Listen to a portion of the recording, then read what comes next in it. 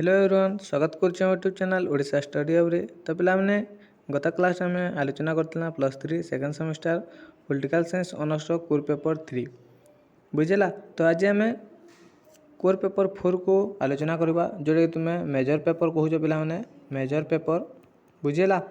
Major paper 4 जोटा कि रही तुलनात्मक सरकार कॉम्परेटिव गवर्नमेंट बुझेला। तो यूनिट 1 रे रही उपक्रम इंट्रोडक्शन। तो से विषय रे आज आम आलोचना करवा मोस्ट इंपोर्टेंट क्वेश्चन माने 1 मार्क 2 मार्क और 5 मार्क सिलेक्शन प्रश्न आलोचना करवा। और जो मैंने चैनल को प्रथम थर आसते चैनल को सब्सक्राइब करदेव और बेल आइकन प्रेस कर ऑल नोटिफिकेशन ऑन करदेव, जहाँद्वारा परवर्ती वीडियो आप सर्वप्रथम पाइपर। तो देख पे प्रथम प्रश्न रही क्यों दार्शनिक प्रथमे तुलनात्मक पद्धति विषय सम्यक धारणा देते। तो क्यों दार्शनिक प्रथमे तुलनात्मक पद्धतिर विषय सम्यक धारणा देते। तो ऑप्शन अच्छी प्लाटो, अरिस्टोटल, थॉमस हॉब्स, माकियावेली। तो सठिक आंसर रहिबो अरिस्टोटल। ऑप्शन नंबर बी होची राइट आंसर अरिस्टोटल। तो अरिस्टोटल प्रथमे तुलनात्मक पद्धति विषय सम्यक धारणा देते बुझेला। तो द्वितीय प्रश्न को देखिबा क्यों दार्शनिकों मतरे तुलनात्मक राजनीति राजनैतिक संगठन प्रकरण परस्पर मध्य संपर्क परिवर्तन एवं परिवर्तन आधार गुड़ी को अध्ययन करथिला। तो यार सठिक आंसर हो एस.जी. स्मिथ। एस.जी. स्मिथ होउचंती राइट आंसर बुझिला। तो नेक्स्ट रही देख साधारणतः विविध घटनावली को अध्ययन करने सहित सादृश्यता और तारतम्यता को अन्वेषण कर भविष्य निर्धारण करने को कौन कहुए। तो यार सठिक आंसर हो तुलनात्मक पद्धति। तुलनात्मक पद्धति होची राइट आंसर। नेक्स्ट प्रश्न रही देख विभिन्न देश में कार्य करुवा सरकार गुड़िक संपर्क में अध्ययन कर उत्कर्ष आहरण करने को कौन कहुए। तो विभिन्न देश में कार्य करुवा सरकार गुड़िक संपर्क अध्ययन कर उत्कर्ष आहरण करने को तुलनात्मक सरकार कहुए, जोटा कि कॉम्परेटिव गवर्नमेंट कहुए। पे तुलनात्मक सरकार कहुए बुझेला। तो परवर्ती प्रश्न अच्छी देख तुलनात्मक सरकार मूल लक्ष्य कौन। तो तुलनात्मक सरकार मूल लक्ष्य होची विविध ऑप्शन नंबर सी होची राइट आंसर विविध व्यवस्था मध्य अंत विषयक अध्ययन। क्लियर। नेक्स्ट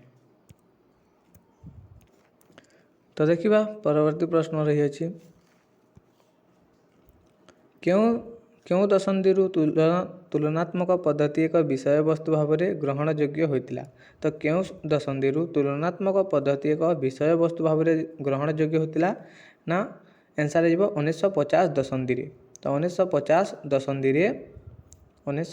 दशंधि तुलनात्मक पद्धति एक विषय वस्तु भाव में ग्रहण योग्य होता। क्लियर। नेक्स्ट प्राथमिक स्तर में राजनैतिक दार्शनिक माने तुलनात्मक पद्धति अनुसरण करी विशेष भाव में क्यों धारणा को गुरुत्व देउथिले। तो आंसर हो राजनैतिक अनुष्ठान को अधिक गुरुत्व देउथिले बुझेला। नेक्स्ट तो रही देख परवर्ती प्रश्न तुलनात्मक प्रणाली को अनुसरण करने अनुसंधान एवं परीक्षा निरीक्षा शैली को कौन कहुए। तो तुलनात्मक प्रणाली को अनुसरण करने अनुसंधान एवं परीक्षा निरीक्षा शैली को परीक्षामूलक पद्धति कहुए। परीक्षामूलक पद्धति बुझेला, एटा होची राइट आंसर। नेक्स्ट देखिबा जेतेबेले विभिन्न समाज विज्ञान एवं प्राकृतिक विज्ञान मध्य तुलनात्मक अध्ययन द्वारा सिद्धांत उपस्थापन करा जाए यह कौन कहुए पे। तो यह अंत विषयक दृष्टिपात कहुए। अंत विषयक दृष्टिपात कहुए। क्लियर। नेक्स्ट प्रश्न रही देख जो पद्धति अनुसरण द्वारा विभिन्न राजनैतिक अनुष्ठान मानकर कार्यधारा को अनुशीलन कर तथ्य उपस्थापन करने को कौन कहुए। यह अनुष्ठान भित्तिक पद्धति कहुए। अनुष्ठान भित्तिक पद्धति बुझेला। तो परवर्ती प्रश्न देखा पे तो पे मुझे एक्सप्लेन करूना कहीं जेहेतु तुम एटा क्वेश्चन आंसर डिस्कसन करा बुझेला। तो परवर्ती प्रश्न अच्छी देख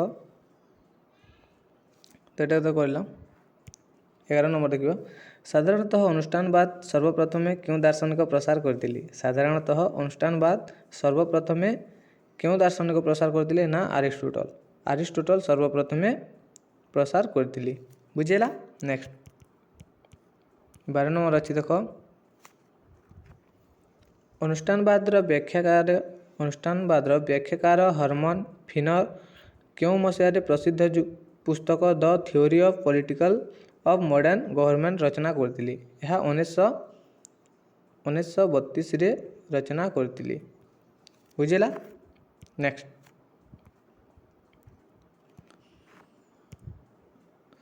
क्यों शताब्दीर शेष भागरे नूतन अनुष्ठानवादर उद्रेक होइतिला ना ऊनविंश शताब्दीर शेष भागरे नूतन अनुष्ठानवादर उद्रेक होइतिला बुझेला। एटा होछि राइट आंसर। नेक्स्ट रही देख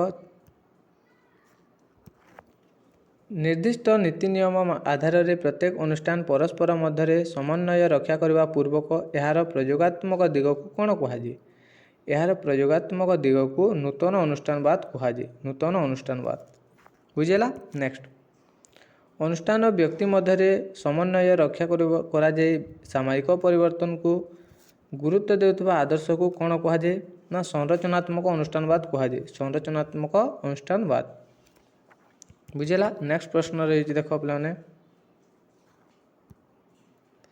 क्यों दशक अनुष्ठानवाद को नूतन रूप से अध्ययन करने दार्शनिक माने मत देते एवं यह फल नूतन अनुष्ठानवादर उद्रेक होता तो क्यों दशक ना 1960 दशक अनुष्ठानवाद को नूतन रूप से अध्ययन करने दार्शनिक माने मत देते एवं यह फल नूतन अनुष्ठानवादर उद्रेक होता क्लियर। नेक्स्ट गणतंत्र व्यवस्था प्रथमे क्यों देश में कार्यकारी होता पे एटा भेरी भेरी इंपोर्टेंट पे इजी क्वेश्चन तो यहाँ हूँ अमेरिका तो गणतंत्र व्यवस्था प्रथमे अमेरिका देश में कार्यकारी होता बुझेला। नेक्स्ट निम्नोक्त मध्य क्योंटी प्रत्यक्ष गणतंत्र एक उपादान नुहे तो निम्नोक्त मध्य क्योंटी प्रत्यक्ष गणतंत्र एक उपादान नुहे ना प्रतिनिधिमूलक व्यवस्था तो यहाँ हूँ गणतंत्र एक उपादान नुहे प्रतिनिधिमूलक व्यवस्था हूँ गणतंत्र उपादान नुहे। नेक्स्ट किए कही गणतंत्र एक शासन व्यवस्था जो समस्त जनसाधारण अंश रही थाए तो यह किए कही ना सिली कही अध्यापक सिली कही गणतंत्र एक शासन व्यवस्था जो समस्त जनसाधारण अंश रही थाए क्लियर। नेक्स्ट 20 नंबर अच्छी देख पे क्यों दार्शनिक को आधुनिक गणतंत्र प्रवक्ता कहुए ना जॉन लॉक को आधुनिक गणतंत्र प्रवक्ता कहुए जॉन लॉक पिला मन रख बुझेला। नेक्स्ट सामाजिक न्याय प्रतिष्ठा अर्थनैतिक समानता एवं पुंजीवादी व्यवस्था को विरोध क्यों गणतंत्र मूलमंत्र तो यह हूँ मार्क्सवादी गणतंत्र मूलमंत्र मार्क्सवादी हूँ राइट आंसर पे बुझेला। तो नेक्स्ट देखा गोटे पदर उत्तर देख 1 मार्क क्वेश्चन तो देख प्रथम प्रश्न रही सर्वप्रथमे क्यों दार्शनिक तुलनात्मक पद्धति विषय सम्यक धारणा देते ना ग्रीक दार्शनिक अरिस्टोटल एटा हूँ पे ग्रीक दार्शनिक अरिस्टोटल बुझेला। नेक्स्ट रही देख क्यों दार्शनिक मतरे तुलनात्मक राजनीति राजनैतिक संगठन प्रकरण परस्पर मध्य संपर्क परिवर्तन एवं परिवर्तन आधार गुड़ी को अध्ययन करे एटा हूँ एस जी स्मिथ हूँ राइट आंसर पे बुझेला। नेक्स्ट तुलनात्मक पद्धति अध्ययन मूल लक्ष्य कौन ना तुलनात्मक पद्धति अध्ययन मूल लक्ष्य हूँ विश्लेषण करी नूतन तथ्य उपस्थापन करने हूँ मूल लक्ष्य। नेक्स्ट क्यों दशंधि तुलनात्मक राजनीति एक विषय वस्तु भाव में ग्रहणयोग्य होता ना 1950 दशक पिलाने 1950 दशक यह ग्रहणयोग्य होता।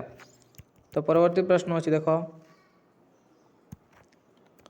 प्राथमिक स्तर में राजनीतिज्ञ माने तुलनात्मक पद्धति अनुसरण करी कहा उपरे विशेष गुरुत्व देते ना राजनीतिक अनुष्ठान उपरे बेसी गुरुत्व देते क्लियर।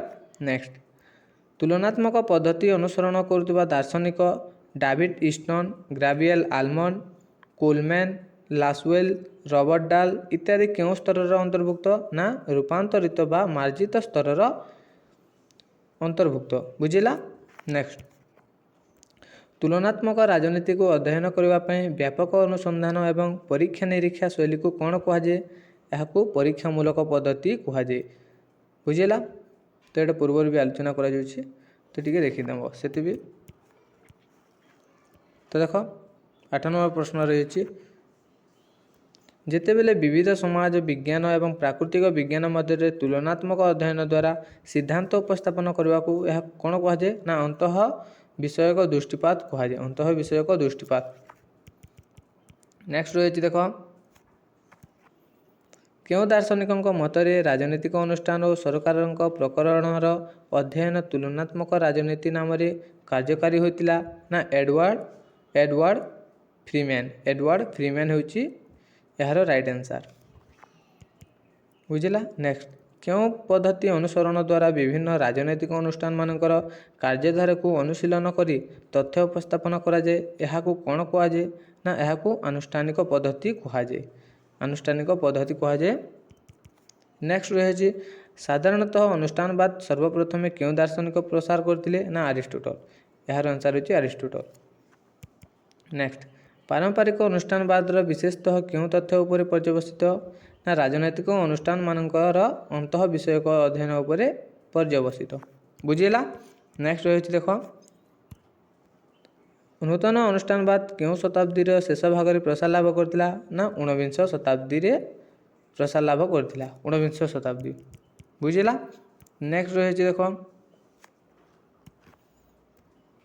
ନିର୍ଦ୍ଦିଷ୍ଟ ନୀତି ନିୟମ ଆଧାରରେ ପ୍ରତ୍ୟେକ ଅନୁଷ୍ଠାନ ପରସ୍ପର ମଧ୍ୟରେ ସମନ୍ୱୟ ରକ୍ଷା କରିବା ପୂର୍ବକ ଏହାର ପ୍ରଯୋଗାତ୍ମକ ଦିଗକୁ କ'ଣ କୁହାଯାଏ?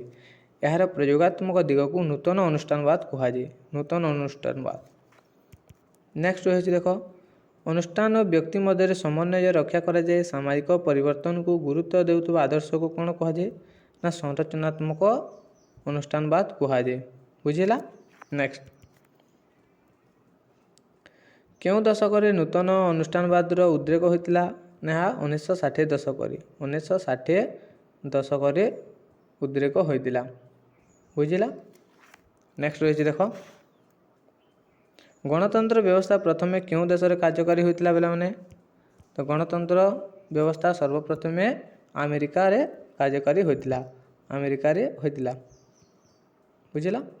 ଆମେରିକା। ତ ରହିଛି ଦେଖ, ବର୍ତ୍ତମାନ ପ୍ରତ୍ୟକ୍ଷ ଗଣତନ୍ତ୍ର ବ୍ୟବସ୍ଥା ବିଶ୍ୱର କେଉଁ ଦେଶରେ ପ୍ରଚଳିତ? ନା ବର୍ତ୍ତମାନ ପ୍ରତ୍ୟକ୍ଷ ଗଣତନ୍ତ୍ର ବ୍ୟବସ୍ଥା ବିଶ୍ୱର ସୁଇଜରଲ୍ୟାଣ୍ଡ ଦେଶରେ ପ୍ରଚଳିତ। ସୁଇଜରଲ୍ୟାଣ୍ଡ ପିଲାମାନେ ମନେ ରଖ, Switzerland. 1 mark question, most important. Next ରହିଛି ଦେଖ, ପରୋକ୍ଷ ଗଣତନ୍ତ୍ରକୁ ଅନ୍ୟ ଅର୍ଥରେ କ'ଣ କୁହାଯାଏ? ନା ପରୋକ୍ଷ ଗଣତନ୍ତ୍ରକୁ ଅନ୍ୟ ଅର୍ଥରେ ପ୍ରତିନିଧିମୂଳକ ଗଣତନ୍ତ୍ର କୁହାଯାଏ। ପ୍ରତିନିଧିମୂଳକ ଗଣତନ୍ତ୍ର। ନେକ୍ସଟ, କିଏ କହିଥିଲେ ଗଣତନ୍ତ୍ର ଏକ ଶାସନ ବ୍ୟବସ୍ଥା ଯେଉଁଥିରେ ସମସ୍ତ ଜନସାଧାରଣଙ୍କର ଅଂଶ ଥାଏ? ଏହା କହିଥିଲେ ଅଧ୍ୟାପକ ସିଲି। ଅଧ୍ୟାପକ ସିଲି କହିଥିଲେ, ମନେ ରଖ। ନେକ୍ସଟ ରହିଛି ଦେଖ, କେଉଁ ଦାର୍ଶନିକଙ୍କୁ ଆଧୁନିକ ଗଣତନ୍ତ୍ରର ଆଦ୍ୟ ପ୍ରବକ୍ତା କୁହାଯାଏ? ନା ଜନ୍ ଲକ୍। ଏହା ହେଉଛି ଜନ୍ ଲକ୍। ଜନ୍ ଲକ୍କୁ ଆଧୁନିକ ଗଣତନ୍ତ୍ରର ଆଦ୍ୟ ପ୍ରବକ୍ତା ବୋଲି କୁହାଯାଏ। ନେକ୍ସଟ ରହିଛି, ସାମାଜିକ ନ୍ୟାୟ ପ୍ରତିଷ୍ଠା, ଅର୍ଥନୈତିକ ସମାନତା ପ୍ରତିଷ୍ଠା ଏବଂ ପୁଞ୍ଜିବାଦୀ ବ୍ୟବସ୍ଥାକୁ ବିରୋଧ କରୁଥିବା କେଉଁ ଗଣତନ୍ତ୍ରର ମୂଳମନ୍ତ୍ର? ନା ଏହା ମାର୍କ୍ସବାଦୀ ଗଣତନ୍ତ୍ରର ମୂଳମନ୍ତ୍ର। ମାର୍କ୍ସବାଦୀ। ନେକ୍ସଟ ରହିଛି ଦେଖ, କେଉଁ ଶାସନତନ୍ତ୍ରରେ ଜଣେ ବ୍ୟକ୍ତି ବା ଗୋଷ୍ଠୀ ଜନମତକୁ ଭୂକ୍ଷେପ କରି ନିଜର ଦକ୍ଷତା ବଳରେ କ୍ଷମତା ଆହରଣ କରନ୍ତି? ଏହାକୁ କ'ଣ କୁହାଯାଏ? ଏହାକୁ ପ୍ରଭୁତ୍ୱବାଦ କୁହାଯାଏ। ପ୍ରଭୁତ୍ୱବାଦ।